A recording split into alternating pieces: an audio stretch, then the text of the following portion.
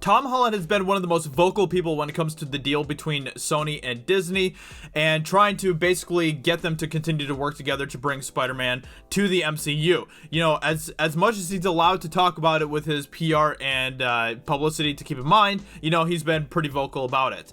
And it sounds like that he was actually one of the people that helped orchestrate the new deal that allowed Spider-Man to continue to be in the MCU.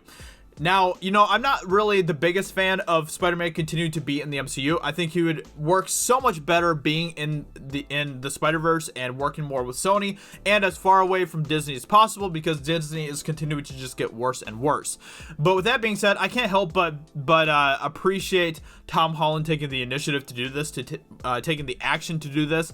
And, you know, it's so clear that he loves being Spider-Man. He has so much passion for this character, for being in the MCU, for working with all of the characters in the MCU and stuff. It's clear he has a lot of passion for that. And because of that, I can't be mad at him for that. You know, it's always cool to see someone loving what they're doing, and that's definitely the case with Tom Holland. So we're going to be getting into how Tom Holland orchestrated this deal here. So Tom Holland pushed for Sony and Disney to come to terms on a new deal regarding Spider-Man in the MCU. The actor has been a part of the mega franchise since 2016, appearing in a total of 5 films. Obviously appearing first in Civil War, which was super cool.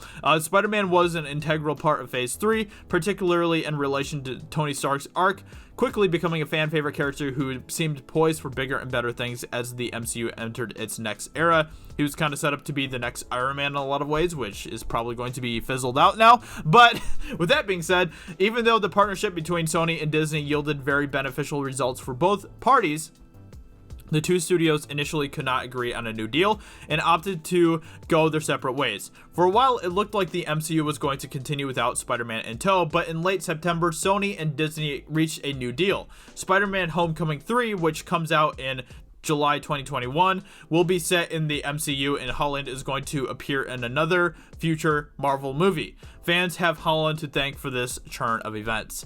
Totally spelled churn wrong there, but it's okay. According to The Hollywood Reporter, it was Holland who personally reached out to Sony's Tom Rothman and Disney's Bob Iger and asked them to figure out a new Spider-Man deal. Obviously, his efforts were successful.